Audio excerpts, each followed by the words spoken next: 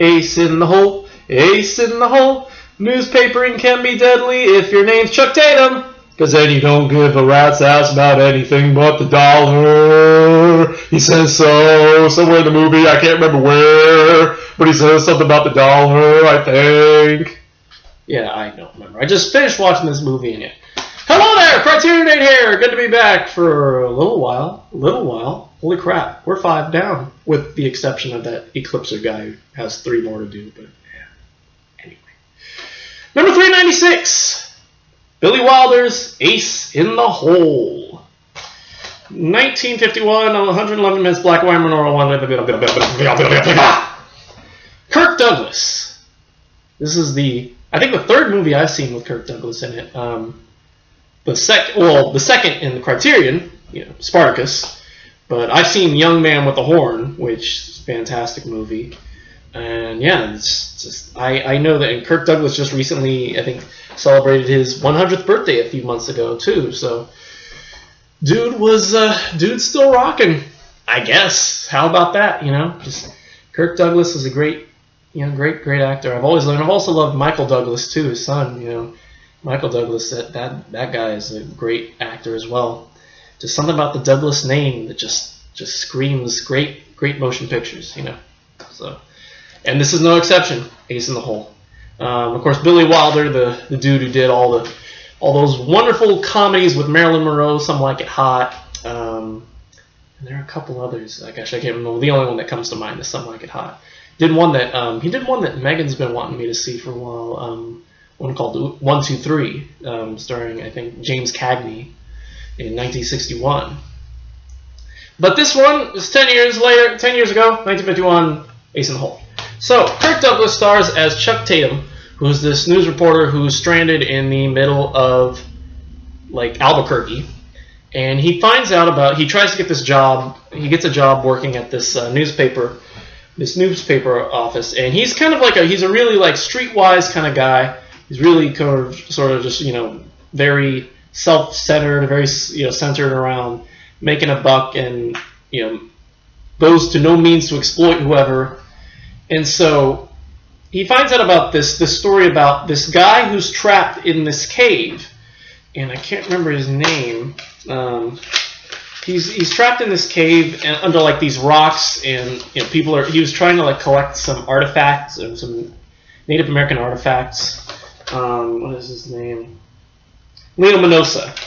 And so he sees Leo Minosa, and I guess he tries to keep his newspaper angle down. He meets his wife Lorraine, and he gets her I guess she wants to split because she thinks, oh, he's gonna be caught up in there forever. He's gonna die eventually, but Chuck gets her to stick around, and he ends up making this big campaign to get him out by calling on construction teams to.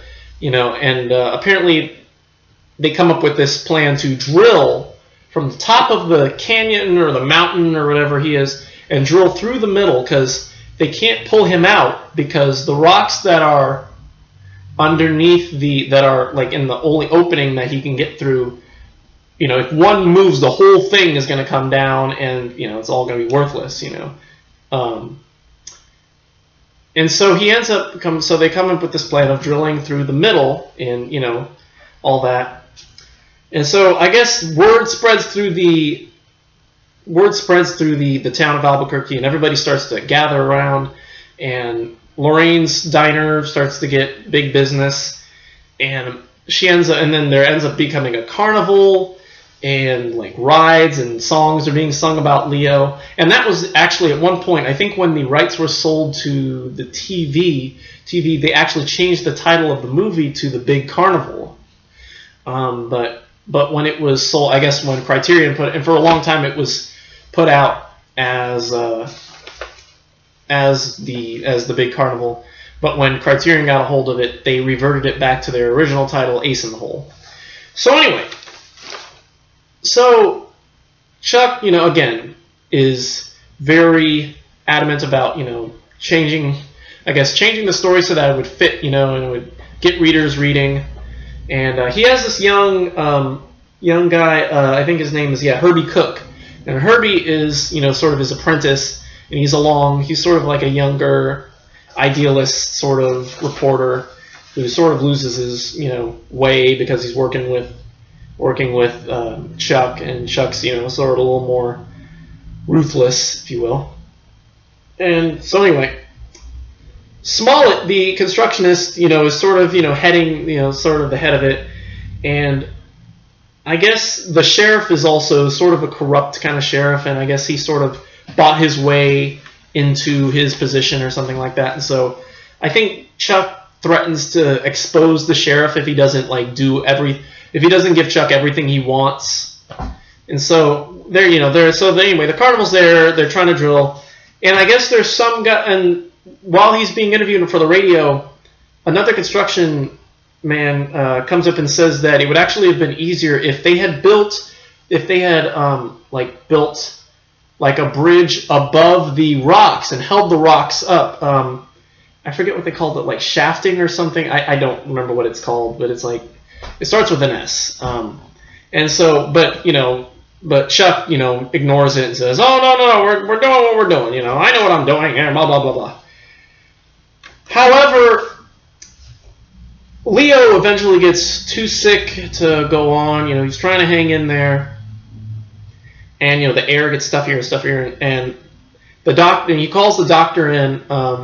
He asks so he calls the doctor in and he says he's dying of pneumonia. We need to faster.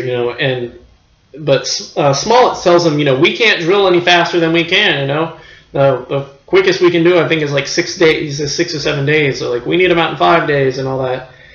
So it really just comes down to Chuck trying not to realize that Leo's going to die, and Leo realizes this too, because he kind of picks it up from the doctor, and so he asks Lorraine to, he asks, "Hey, I had a anniversary present for Lorraine. Will you give it to her?"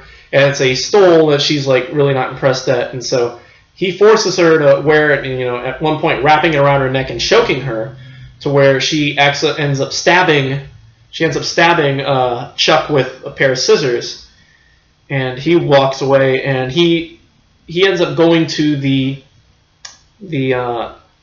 church and getting a priest and giving him to give Leo his last rites and pray for him and all that, and it's a really neat shot where they stick the I forget what it's called, the crucifix through the or like the cross, the little hook cane thing, through the hole where they can talk to Leo through, and then he makes the crucifix mark on his head through the hole, from a long distance.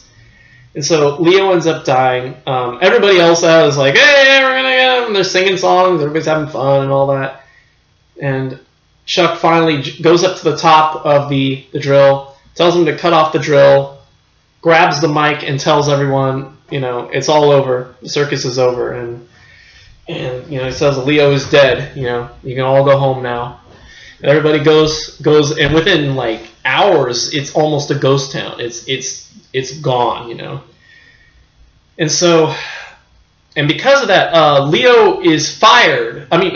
Chuck is fired from his group. I guess he was working from his paper back in New York, and that he was working. He had a paper that he was teletyping with his boss back in New York, and he gets fired from them, and he ends up drinking himself basically, to death, but not before having Herbie drive him out to his Albuquerque boss's, whose name was Jacob Q. Boot, out to Boot's office, and telling him, I'll work for free even though I'm a $1,000 a day reporter.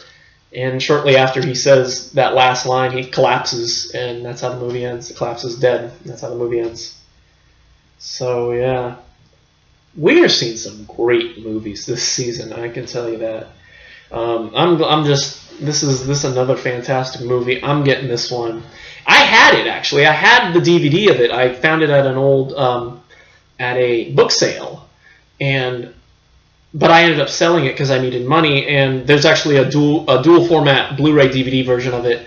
I'll go with that. You know, I'm preferring the Blu-rays if I can, because I love the menus. I love how everything is sort of fits on one disc. So I prefer that rather than having to take out discs. If I can go, just keep all the supplements on one disc, that's how I prefer to go. So I'll just buy it again. It's no problem. But yeah, again, Kirk Douglas gives a fantastic performance. Billy Wilder's story, this story is really dark and scary. Jan, what is her name? Jan Kirkland, I think her name. Jan Sterling. Jan Sterling as Lorraine was gorgeous. Her role as Lorraine is just kind of like the streetwise mall, kind of almost like a gangster's mall, except in the middle of nowhere, and you can tell like her character kind of like struggles, until the end. Like she doesn't really fight back in anything until she finally stabs Chuck with the scissors, and that's like sort of like her final movement anyway. I mean, the last time we see her is when Chuck announces that Leo's dead, and so she kind of just walks away. And I think we don't know what really happens to her, but I think she probably just ends up taking off, because she knows Chuck ain't coming back for her, So anyway, Ace in the Hole, this is a great movie. I would highly recommend it, especially if you're interested in knowing about like the newspaper business and like how news reporters kind of dupe the public,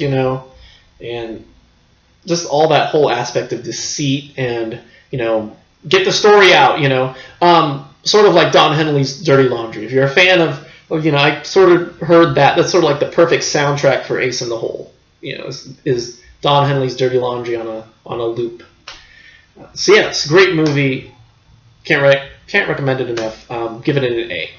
Fantastic stuff. Again, Kirk Douglas.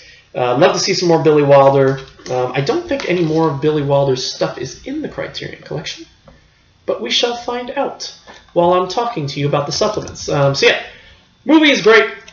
A. Disc 1 is just a trailer on it. Disc 2 has all the supplements of the DVD at least. There's a hour-long documentary called Portrait of a 60% Perfect Man, Billy Wilder, which was done in 1980 and is an interview with Wilder. I didn't realize was like Austrian Jewish, and so he has a really thick accent. So sometimes it was kind of hard to tell what he was saying, but it was really, I thought it was really funny. Wilder was a really funny dude. And the interviews with there's also interviews with Jack Lemmon and Walter Matthau, who he worked with, in movies like Some Like It Hot. And yeah, so that was great to see him, see them, and it's a really cool, fun little interview. Worth it. That's like one of the better supplements I've seen in a long time. So let's see what else. There's also excerpts from an appearance that Wilder did in 1986 at the American Film Institute. People interviewing him, a panel interview. There's also an interview with Kirk Douglas from 1984 talking about working with Wilder, and his mostly just parts from him talking about Ace in the Hole. There's a 10-minute excerpt from an audio interview with Walter Newman, who co-wrote the screenplay. And there's also an afterword by Spike Lee, who apparently really admired his work, and his insight is really fantastic too.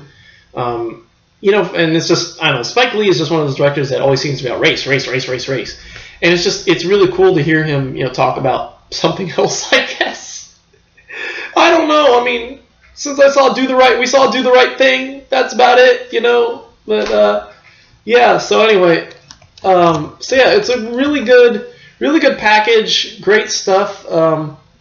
I am just can't wait to see more of. Can't wait to see, love to see more Wilder stuff sometime soon. Anyway, yep, that's it for this Ace in the Hole. And there's also some stills gallery of, posters and promotional shots too.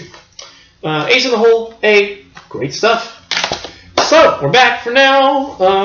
Tomorrow we got movies. Tomorrow, Ivan's Childhood. Thursday, L'Enfant Terrible. And then this weekend we got that Eclipser guy.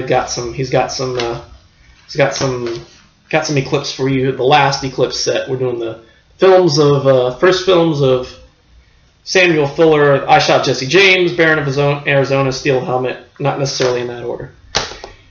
House of Games, I am unable to find. Well, okay, here's the thing. As I record this, it's in the middle of a lot of the universities that I get these libraries from are in the middle of spring break.